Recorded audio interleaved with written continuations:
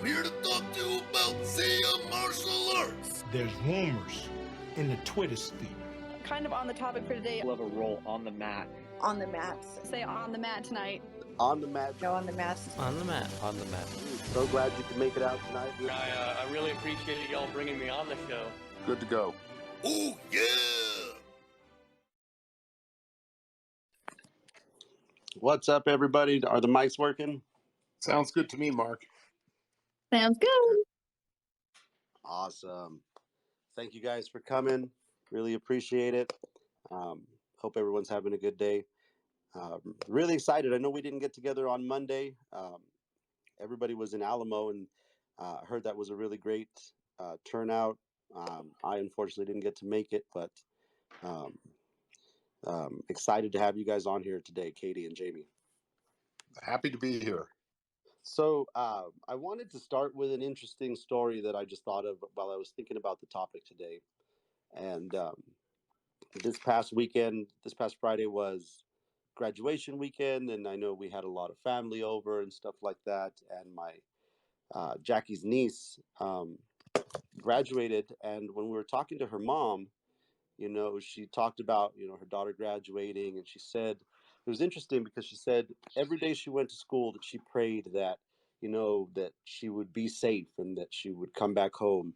And I thought at the time that it was a weird thing because I haven't had that fear with my kids, but I thought it was interesting that she said this prayer like every day when her daughter went to school. And then that was Friday, and then lo and behold, this week we had just another really tragic event at a school, and it's really sad to be talking about this stuff again.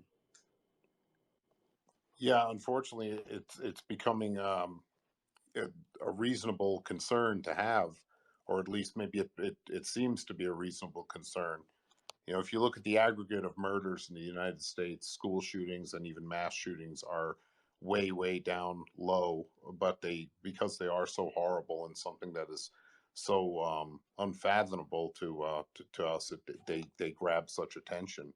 But it was something that I'm not that old, and it was something that was not even a consideration in school when I was a child. Absolutely. I was thinking about that the other day where, we grew up in a rural community with a lot of kids had guns, and we were, we hunted and stuff like that. I remember people would even have gun racks in the back of their, the window bed of their truck back in those days. Yeah. So it's completely changed as far as the landscape of, of how we feel safe, where we feel safe, and the different places that we're allowed to, to carry. So it's interesting, and the reason that we picked this topic is because, Jamie, I feel like you have some really good, you have really good opinions on the subject matter. I think that you talk about things that are really relevant, and I would love to kind of hear your thoughts. The title is Invest and Protect, which is shout out to you because you came up with that one. I really liked it. Everything that we invest in our children, like you said, our children are our future, and we invest our time and our money and our love and everything into these kids. And we also need to protect them, and we take certain measures to protect them. But absolutely. That's I came up with the title because you think about it, how you raise your children and what you put into them. You invest in their future, and you whether it's making sure they go to the dentist, making sure they do their homework, making sure that they have a good diet, making sure that they're getting some exercise, that they're learning, that they're on a career path, that they're having fun, that they're around good people, and of course protect them. We make sure they have good clothes. We take them to outside and they have sunblock on. We put a seatbelt on them. We protect them, and this is a social phenomenon that unfortunately needs to be dealt with. And I have an opinion on what needs to be addressed. I think it's like a three part thing. I'm sure there's blind spots to my point of view that maybe other people can fill in the gaps, but I think gun control is part of the answer. By some people, I could be considered a firearms enthusiast. I use guns in my professional capacity. I hunt. I shoot guns recreationally. I do believe in the Constitution. I believe in the Second Amendment.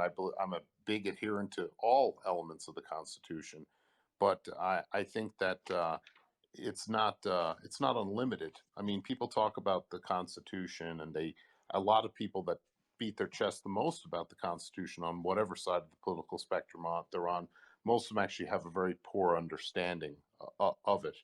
And they talk about how the Constitution gives you this or gives you that. Well, the biggest mistake is the Constitution doesn't give you anything. It in its stated purpose and intent, it recognizes that you have these rights. It doesn't. You're not given these rights, and that's where our country was a complete departure from any other civilization before, where whatever rights or privileges you got was at the under the pleasure of a king or an emperor or a dictator. The Constitution recognizes that as human beings, not even citizens, just as human beings inside the confines of the United States, you are entitled to certain rights and protections. It recognizes that as a human being, we are going to allow you certain protections and rights. And the Second Amendment is not that complicated. People try and convolute all sorts of things into it and out of it, but it was created for three purposes, and they're rather blunt, if you will. Uh, the first one is to put down an insurrection against your government, be it foreign or domestic. And the second one, to be even more bluntly put, is to kill government employees. Basically, if your government was to be tyrannical and try and suppress your rights and whatnot, you have the ability to stand up to them.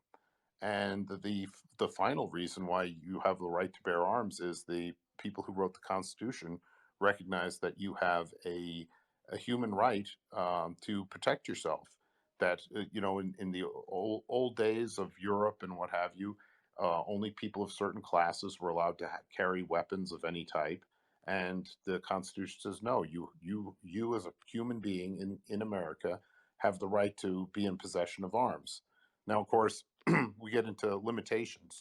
Now, almost none of these rights are unlimited. The one that probably comes closest to that is your freedom of speech. It's nearly unlimited.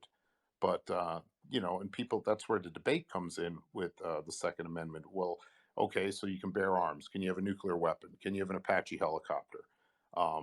And people have different opinions on that. Though I think personally, any weapon that a police agency in the United States can have, regular people should be able to have, that are not otherwise debarred from having weapons, because we are policed by our own people. We're governed by consent. So if a police officer can be entrusted with a certain weapons platform, I don't see how an adult citizen in the United States who hasn't been adjudicated mentally ill or is not a violent felon shouldn't be allowed to have that. That's the first issue. But of course, just like every other right, there should be limitations, and that's where I get a lot of pushback from some absolutists on the first, or rather, the Second Amendment. Um, I use the comparison of cars. We developed cars. Nobody had foreseen cars when they were framing the Constitution. And even though the right to drive a car is not enshrined in the Constitution, we developed limitations and rules. Like when cars first came out on the road, there were all sorts of accidents, and there were a lot of people that wanted to ban cars, believe it or not, in the early 1900s. And instead of banning them, they said, okay, well, maybe we'll train people and license people, and we'll establish speed limits, and we'll engineer our roads better to be suited for cars as opposed to horses and carriages, and we'll establish standards, and we'll have exclusions and prohibitions on who can and cannot drive a car. You couldn't be, once they started licensing people, you couldn't be 9 years old and just drive a car. You couldn't be drunk and just drive a car. And I don't see any reason why we can't treat firearms, not maybe exactly the same, but in a similar way on a federal level that's consistent through the entire United States. Yeah, and that's, I think, where the conversation is heading. And I'd love to hear like your thoughts on it, because what is the age? I mean, we just changed cigarettes from 18 to 21. It was actually funny because my son was old enough to buy cigarettes when he turned 18, and then they changed the law and he was no longer able to buy them, and then he just turned 21 and now he can again buy cigarettes. um, Again, completely different if we're talking about owning a firearm.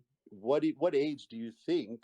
Because I grew up in kind of a town where kids had firearms, and we were, for the most part, we took hunter safety, and we did appropriate things with them for the most part. But I mean, what do you think about the age, and Ye- then maybe Yeah, mental? that's a funny thing because I think it's weird. I know people. I know at least one person that joined the Marine Corps at age 17 with his parents' consent, and before his 19th birthday, under the direction of the United States government, he was in Afghanistan, on top of mountains, killing people. But he couldn't buy beer or cigarettes depending on what state he was in. So, you're either an adult or you're not. And I think if we're going to let people join the military and vote at 18, you should certainly be allowed to. I don't think buying cigarettes for anybody is a good idea, but if we're going to let people do all these other things, I think you basically have to be consistent. And I think as long as we're going to allow people to serve their country in the military, vote, you should certainly be able to have all the other things afforded to you that we do as a society for adults. I think it should be consistent. A lot of people on both sides of the argument illustrate kids like, oh, well, this kid had a gun and he was 9 or he was 11. Well, there's no state in America where you can have possession of a firearm and be a juvenile. You can certainly use one. You can certainly use one in a supervised manner, as my children have since they were very young. Used firearms at a range with me or other responsible adults. But I have no problem with 18. If we're going to keep everything at 18, then let's keep it all at 18. If we want to move everything to 21, then you know what? Then let's put them in juvenile court when they break the law when they're 19 or 20 years old, and let's exclude them from military service until they're 21 years old. You can't have. I really don't see why the United States government can put you in Afghanistan to kill people with a rifle, but you can't buy Bud Light at Circle K. That seems a little silly. Yeah, and I know, like you had mentioned, the framing of the Constitution and how the tyrannical government was a big part of what they were concerned with, and that's really far off from what any of us know.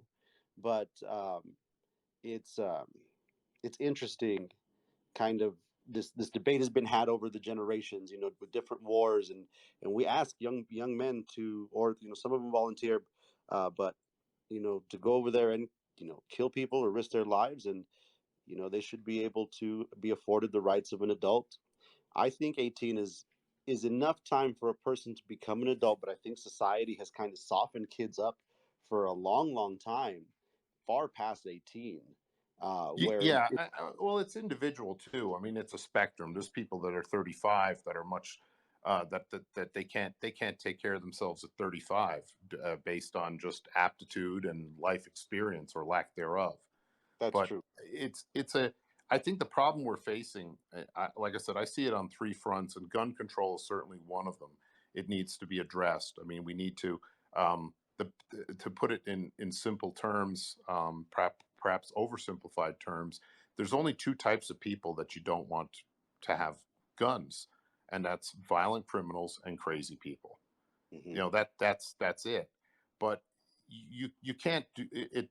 No matter what you do, there's 120 guns approximately known. These are ones that are actually registered, not ones that have been stolen, lost through the sands of time, what have you, but actual registered guns on paper. There's 120 for every man, woman, and child in America, which is approximately 330 million. So whatever that is, 120 times 330 million. It's inconceivable, even if you could legislate, nobody has guns except the police. If we went to, the type of draconian gun laws that like Australia or England has enacted, you're not going to get rid of them. They're here. And the worst part about laws like that, just like all other laws, the only people that actually comply with them are the people who don't break the law to begin with.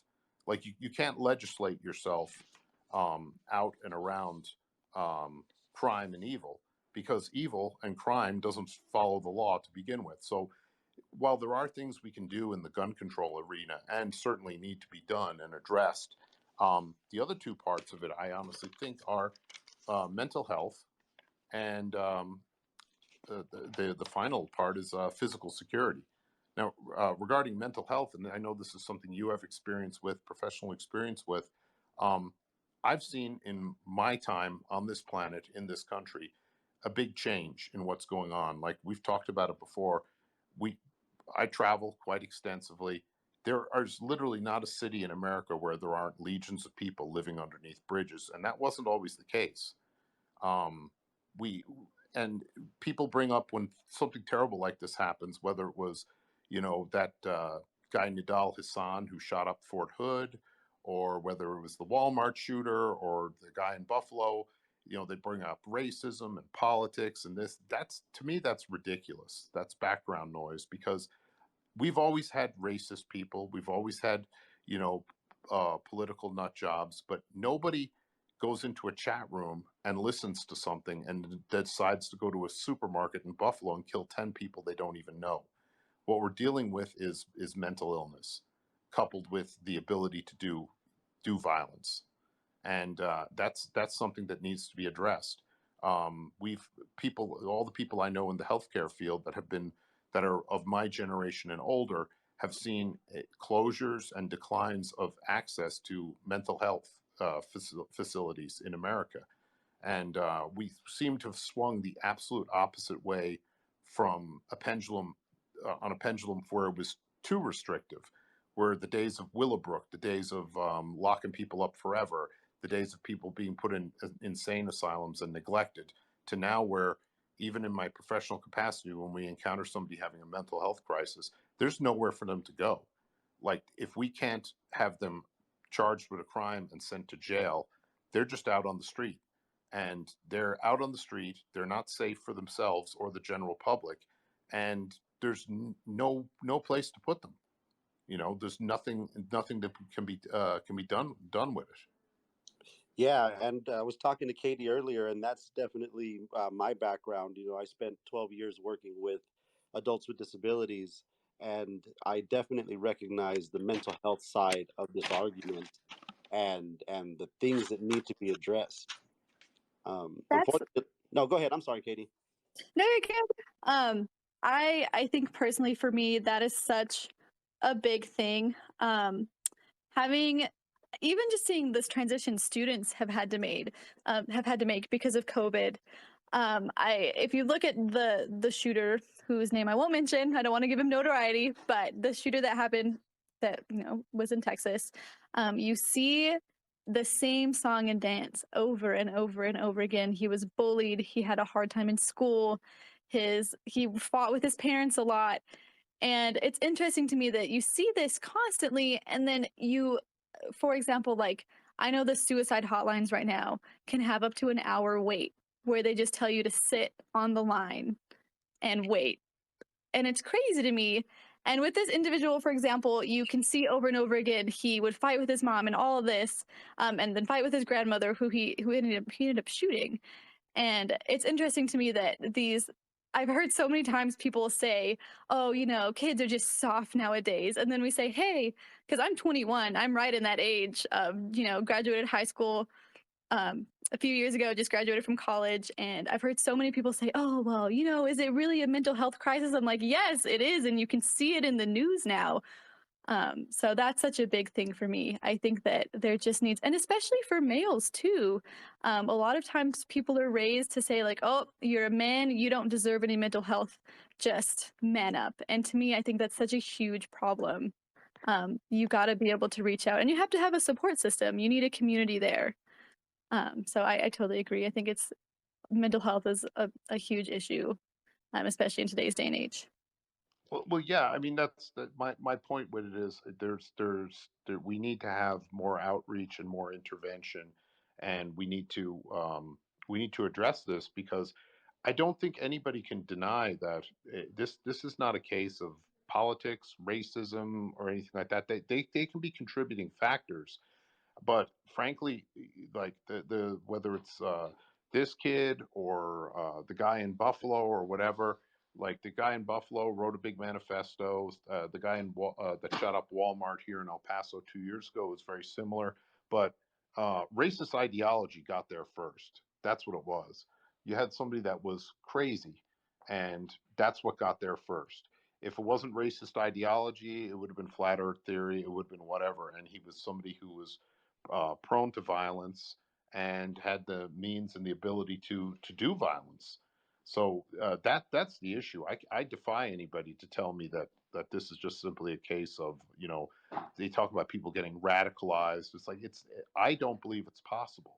I don't believe a normal, for lack of a better way to describe anybody, person is capable of murdering multiple people that they do not even know based upon some ideology that they're exposed to on the internet or something they hear a politician say.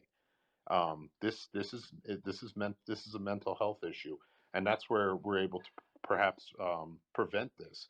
The two parts of prevention, I think, are sensible gun control and mental health interventions. The final prong of it, which everyone has their pet part of this project. You have people that think this is just an issue of gun control, and it's not, because you have areas of this country that have a lot of guns, and you have places that have a lot of guns, and they don't have these issues. You have very armed societies like Switzerland or Israel, and they don't have these issues. Um, but the final part of it, when all these other things fail, is what I refer to as physical security. And this is where I kind of bump heads with a lot of people on that, because I'm like, well, you could do something to prevent this from happening or mitigate this, and it would work almost every time, because these mass shooters, if nothing else, they are very predictable in what they do. They never attack a police station. They never, well, like Major Nadal Hassan attacked Fort Hood, but some of the biggest proponents of gun control are the military. He was a member of the military. He was aware of the fact that nobody would be armed except for the MPs, and he waited until they were doing a shift change and they were far away. Um, if you have any type of deterrence, these guys do not attack their intended target. And when they usually are confronted, in most cases, when they're confronted with first responders, law enforcement, the first thing they do is they kill themselves. There are some exceptions, but for the most part, they kill themselves because they don't want to be captured, they don't want to shoot it out with the police. They want a captive audience of helpless victims. And this is the conversation that needs to be had after gun control has no longer isn't a factor. Mental health intervention hasn't worked. We're at the stage where the wolf is at the door. You have schools that there's a lot of things you could do, starting just with intelligently designed architecture. Unfortunately, most of our schools are older buildings. There's not a lot of brand new buildings, and even the ones that are relatively new, they were not designed in mind for protecting children from an active shooter. They don't have doors that lock, and you don't have the ability to protect and isolate. The doors that are there have glass. They're usually able to be opened on both sides. They're designed with the mindset of moving people through a building efficiently, and fire codes. That's And that's interesting, Jamie. If I could say something that you bring that up, because going back to my sister-in-law and the story that she told, and being really worried about her daughter at school. One of the biggest things in any school that I took my kids to, I always looked at, how easy is it for me to get into the building without someone at least acknowledging me or confronting me, and how easy is it, or how good is their response to people entering the building. And the other they've thing gotten a was, lot better at that at schools. I've noticed going to my kids' schools down through the years. They've gotten an awful lot better. You can't just wander in and wander out. But the problem is, and I think you might agree with me, if you weren't there as a friendly guy with bad intentions, if you're like, I'm coming in whether you like it or not, who or what is there to stop you? That's my question. right, and that's one of the things that always made me feel comfortable when I was dropping my kids off at school is I always saw a police car. We always have a at least one officer on duty at the school, and that really makes me feel good. I knew some of them personally, and I knew that they were good men, and they were also very skilled at violence, and that made me feel comfortable. You've been sharing some stories on your social media about the agent, the border patrol agent that actually was on the scene, right? Can you elaborate on that? Yeah, I don't have any firsthand knowledge. I mean, I was in El Paso the day that it happened, but the early reports that came out was um, the active shooter had killed his grandmother. He took her truck. He crashed it actually into the side of the school, like right near the curtilage or the school.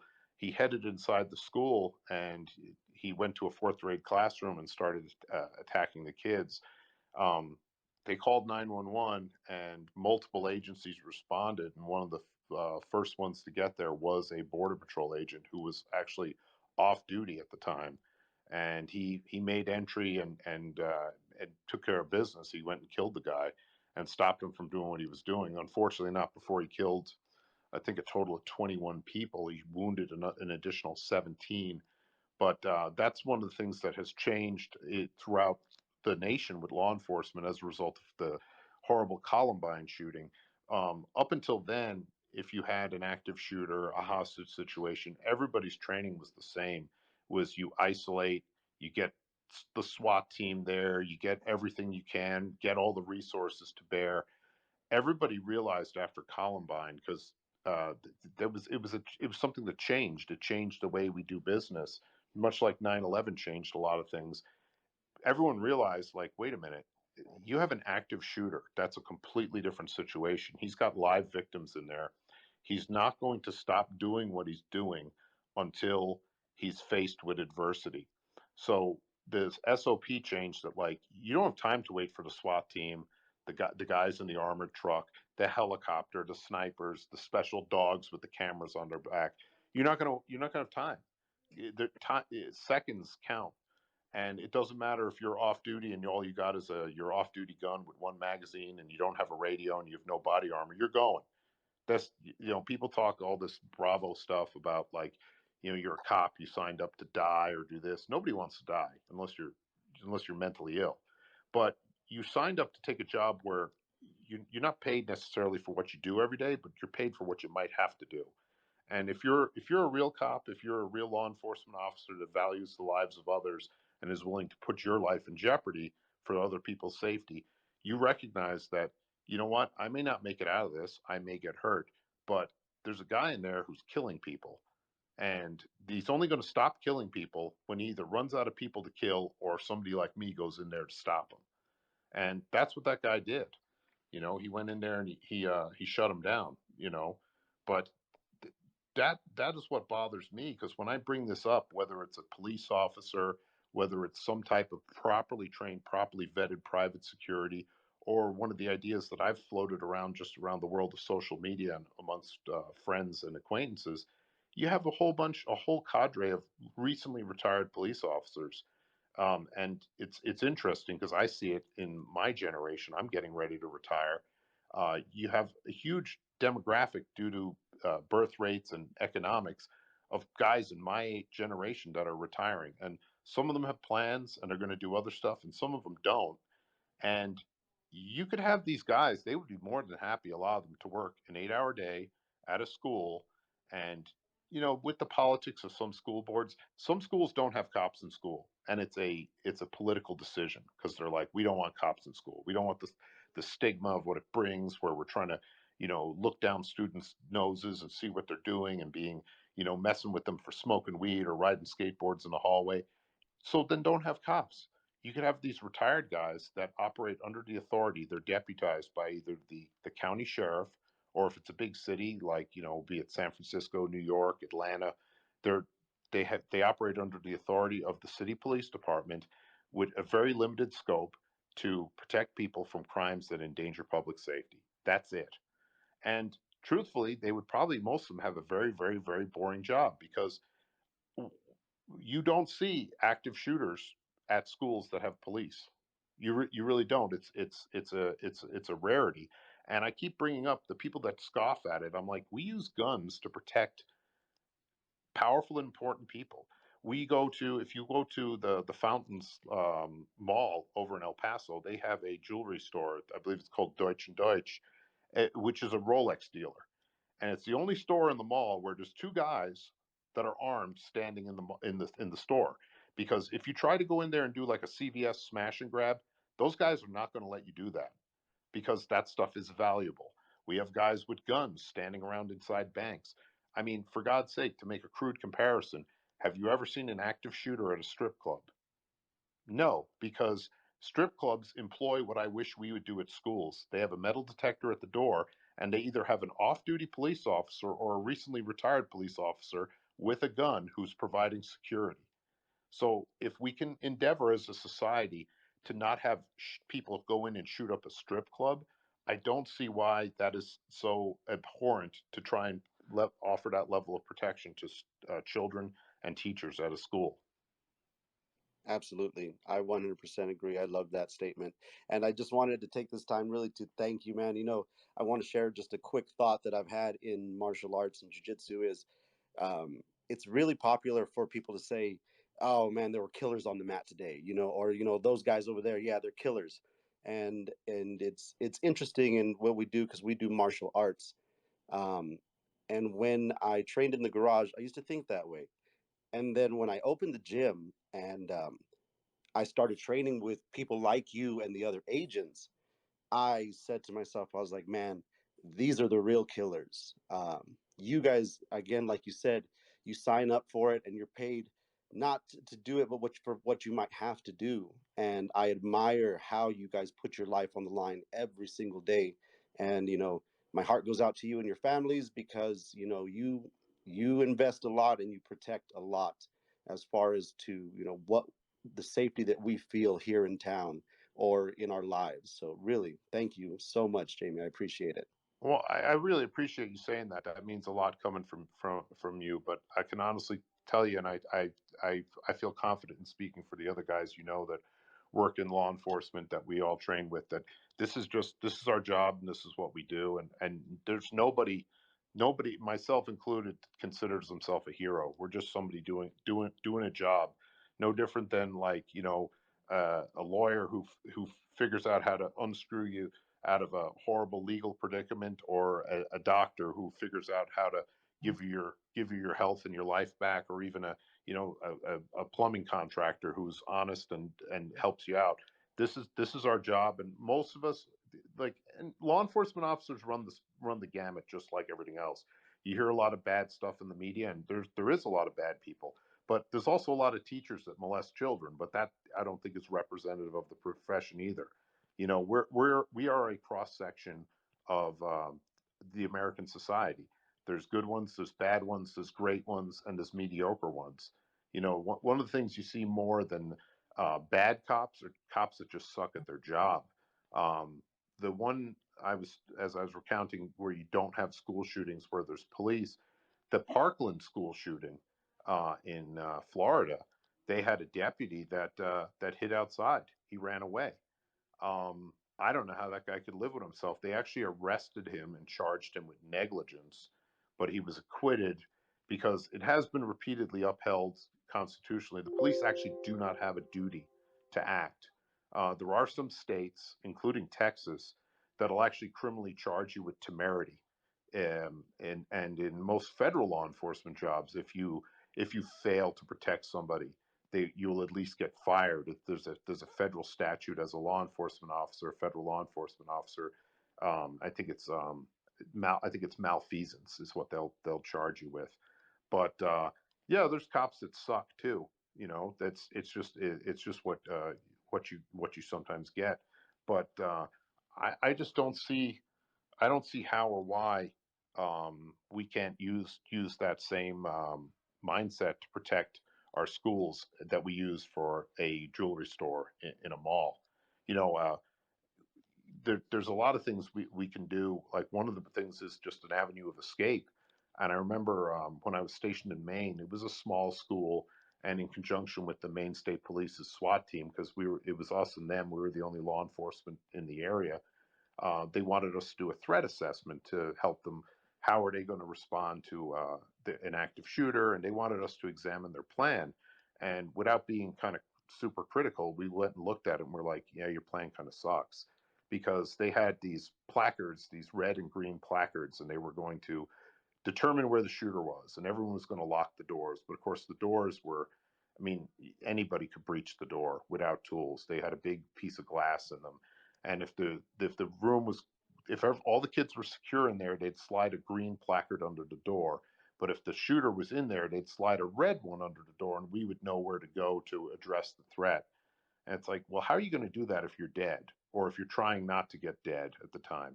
And I remember making a suggestion like, hey, this is a one-story building that has windows that open. Like, you can just open the window, they're big windows, and jump out 3 feet down to the ground. You have a fire station that's like literally 400 yards away. They don't even have to cross a road to get to it.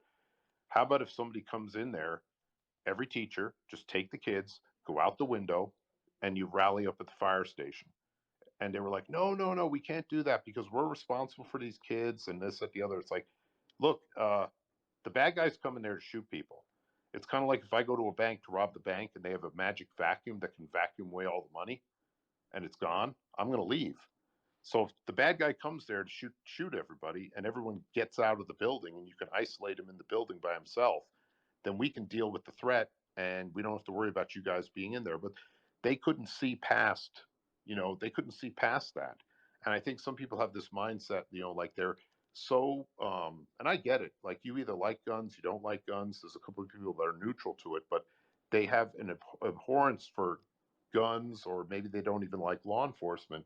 And I remember talking to some of the teachers. They were like, "Oh, well, I'm a grizzly bear mom. I'm going to do this." And well, what are you going to do? Like, could explain to me what you're going to do to protect these children? Because, if propping a chair against a door that's got a big piece of glass in it was a viable strategy to protect somebody, that's what the Secret Service would do.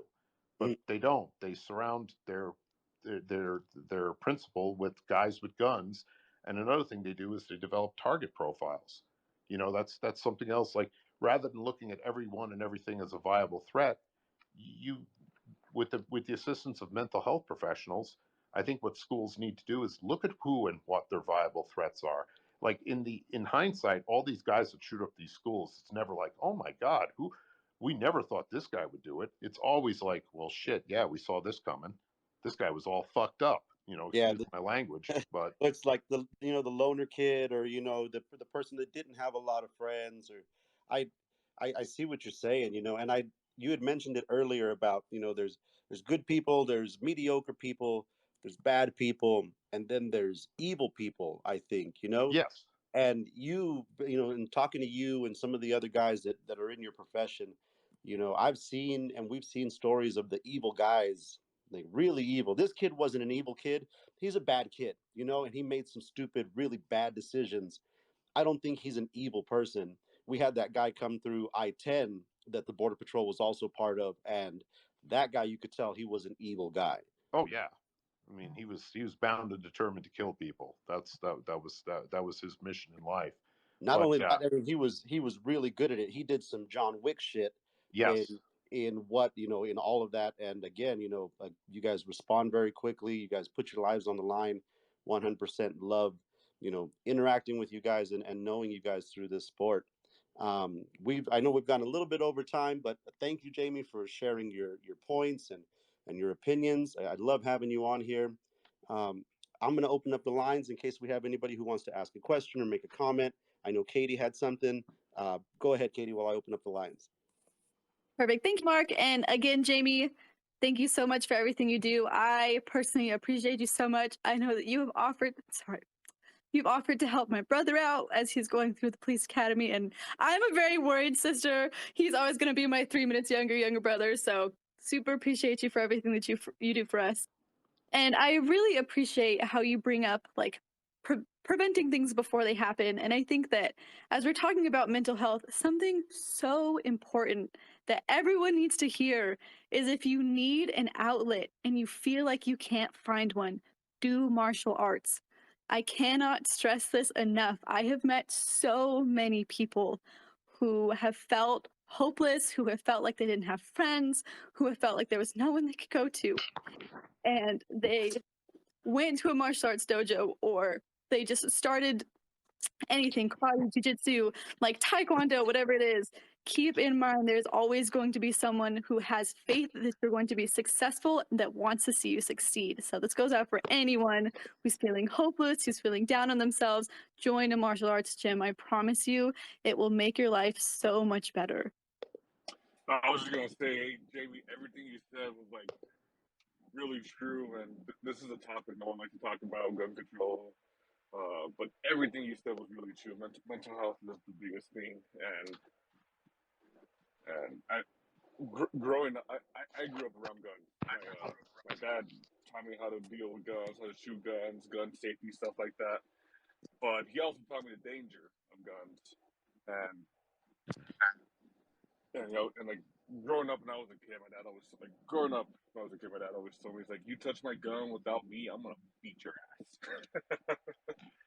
So and I also think that gun safety is really really good to teach people, and I'm Nicole laughs at me. I am really really anal when it comes to gun safety. Like I hate like people that like I get pissed off when I'm at someone's house and I see like, oh, like, oh yeah, my gun's right here, like under my bed, or my gun's right here next to my bed. Like, no, like, don't tell people where your gun's at. Or like, one of the biggest things that bugs me personally is like when people go drinking and shooting. I think that is a really bad combination.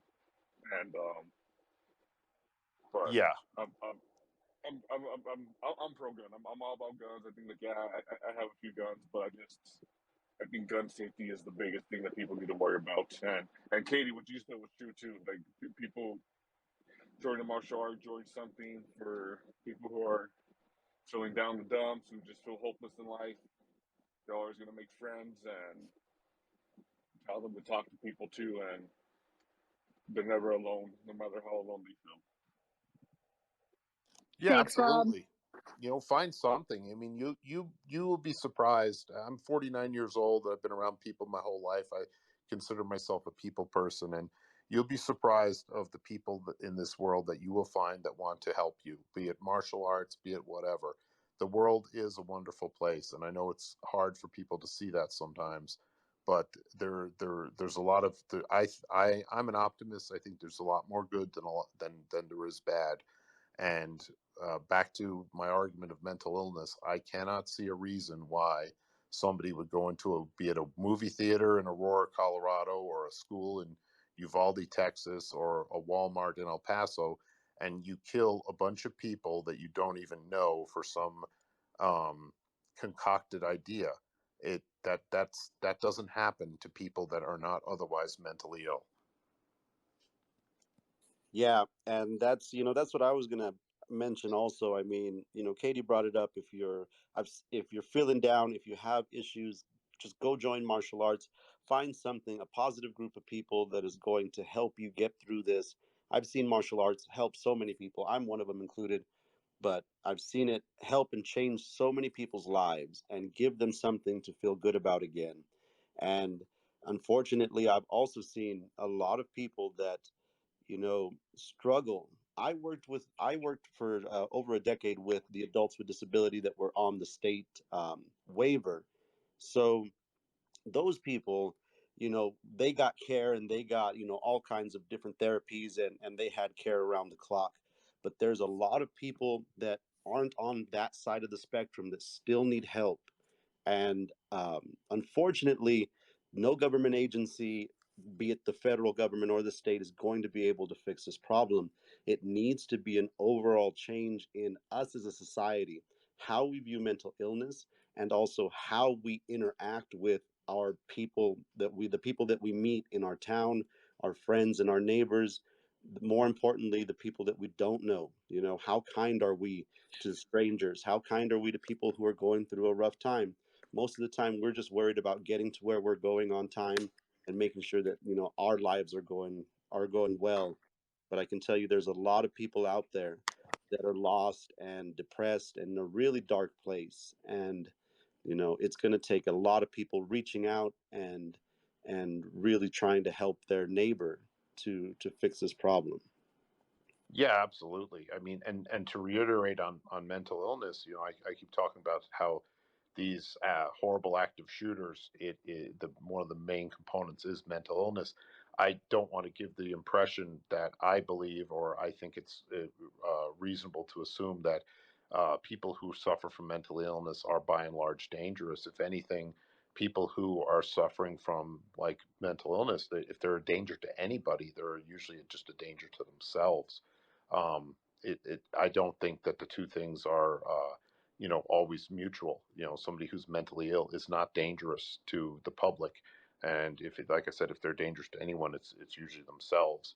But we have to do a better job as a society of taking care of each other, and I think it's this is a multifaceted issue that you know, people who have their pet project part of it, whether it's, you know, gun control, or you know, they're anti-gun, or they're the big pro-gun guy. They want everybody from, you know, the 56-year-old art teacher that doesn't know what a gun is. They want her carrying a gun and ready to kill somebody coming in through the door.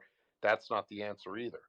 I think we need a broad spectrum approach to dealing with something that is a very serious social problem. Right. No, I 100% agree. We need to protect the things that are most important to us. And like you said before, you know, that's our kids. Our kids are the future. They're, you know, they're the hope, and we need to protect them as much as we can, just like we protect a Rolex, or, you know, or a stripper, like you said. I Yeah. mean, it we have this duty to really provide them a safe place. And like you said, these are soft targets. We need to make these, you know, there's a cop at Walmart all the time now, you know. Yeah, So and that's because Walmart made the business decision to pay that. They pay, if you, whether it's Las Cruces or El Paso, or I've been up to Albuquerque, like any of the cities that I've been to since the Walmart shooter 2 years ago, they pay whatever the overtime rate is. You know, it's $50 an hour. They pay the Las Cruces Police Department, the El Paso Police Department. They pay for that.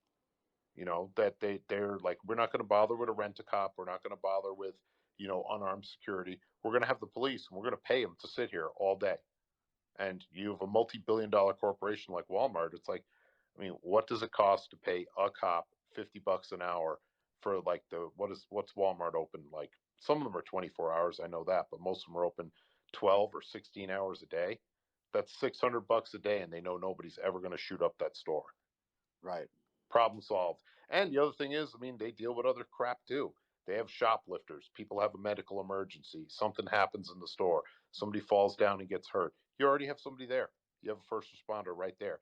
It's a smart business decision. So if you know, Walmart can do that, certainly the weight and power of the federal government can do that. Yeah, and I think they should. You know, I don't know too much about, you know, the politics on that area, but like I said, as a parent, nothing made me feel better than dropping the kids off and knowing that there was, you know, a police officer on duty. And I like the point that you made, you know, not to, you know, bust kids for riding their skateboards or for ditching class, but for, you know, for what's really important. And unfortunately, you know, in this day and age, that's definitely something that we have to think about. I like that you said it's not as common as we'd like to think. It's more rare. I know we had the 2019 in El Paso, we had Aztec in 2017, um, but it's definitely become something that we have to plan for. It is rare because it gets more attention because it is so sensational. But not to minimize what just happened in Uvalde, or what happened in El Paso 2 years ago, or what happened in Buffalo a week ago. You know, you have every weekend in a relatively small geographic area in Chicago, you have like 30 to 50 shootings, and nobody cares about it. I mean, nobody. Like, that every weekend in Chicago, when as long as it's not the winter time, when it's 50 below zero and nobody goes outside, you have 30 to 50 shootings, and approximately half those people die, and a large number of them are juveniles, and nobody cares. Yeah, the system, I can tell you from, you know, working with the state of New Mexico for a long time, the system is taxed. There's not a lot of money there, The people are overworked, they're underpaid, and there's just so many people that need services. We have, several hundred people um, that are on the state waiver, but there's literally thousands of people just in New Mexico that need services and don't have them. And again, that's something that that us as a community are going to have to get together and figure out how to address. I laugh when I see the governor talking about how she's reduced gun violence when Albuquerque. I'm worried about getting shot the minute I cross into Albuquerque. Oh yeah, it's like Fallujah. I think that like talking about change and talking about what we can do, sometimes I hear people, and it always bothers me when people are like, well, I'm just one person, what can I do? And I'm like, listen, um, everything starts at home with your family and it builds out from there. If you support the people in your household, they're going to go out and they're going to support the people that are close to them, their friends. And the next thing you know, you have an entire network of people out there supporting each other. And Rob brought up a huge point, which is something I have always like really preached. I did competitive 22 shooting. I started when I was, I think, like 10 or 11. So I was handling firearms from a very, very young age. And my dad was very strict with our guns. And he was like, these are not toys. These have a purpose. The purpose is either like competition, which is what I did, but also he's like, I remember him sitting my older brother down the first time my dad had to go to a cancer treatment and we were left with just my brother. And he's like, this is to defend our household. If you need it, we were all well educated on how to handle firearms and safely do so. So having a community network and educating your kiddos is so important. I think those two things, if people are wondering like, oh, I'm such a small person, I'm only one person, what can I do? Those two things are what you can do to get started and get the ball rolling. Definitely agree with at least familiarizing your kids relatively young. I mean, it's your call on what age you want to appropriate your gun knowledge to your kids 100%. But it was kind of a fight with like me and my wife. I'm a third generation Marine, and my grandpa on my mom's side was in the Air Force. Like everybody did hunting. Silver has a huge hunting community. We grew up around guns, learned how to use them, learned a great respect, right? You don't want to be afraid of it, you want to respect it. And there's a huge difference between those two things. And I find it crazy that like Jamie's saying, that as a society we're just at a huge lack for um, everything that is going on with mental health and um, gun control laws. And it's crazy, like such a huge controversial debatable topic. Jamie, love hearing from you tonight.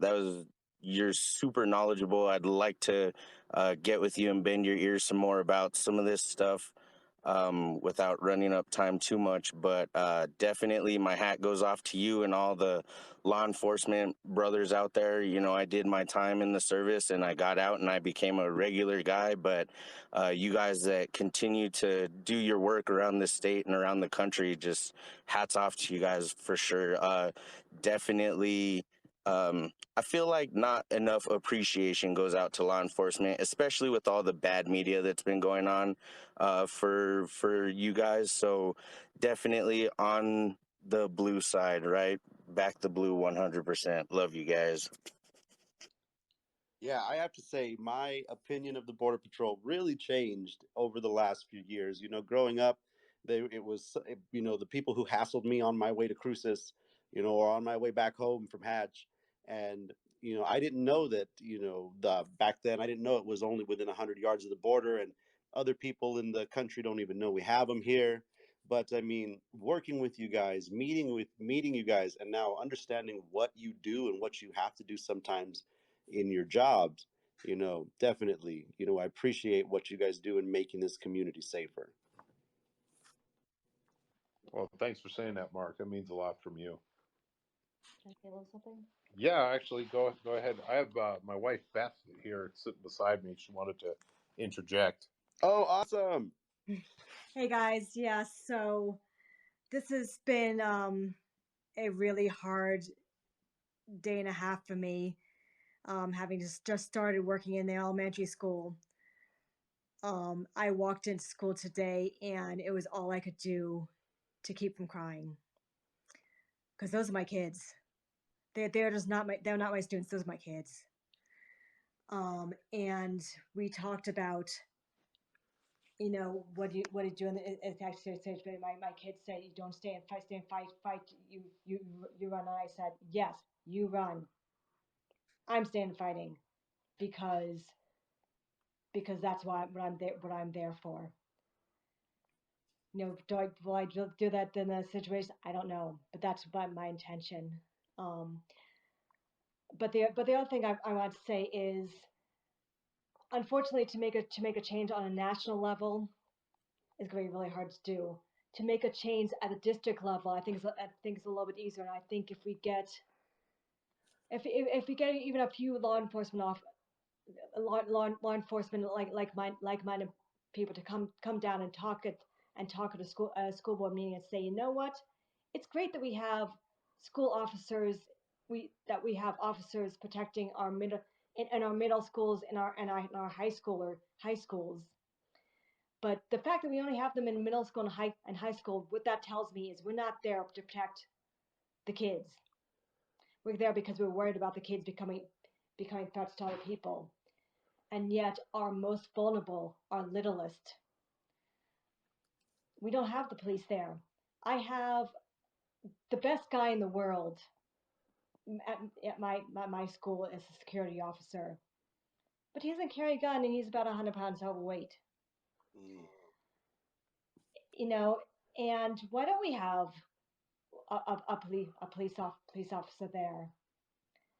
And I think if we brought that to the school board, maybe we could change that. And just that little change. Because now that I think about it, it is at the high school that the cops are there, and it is at the middle school.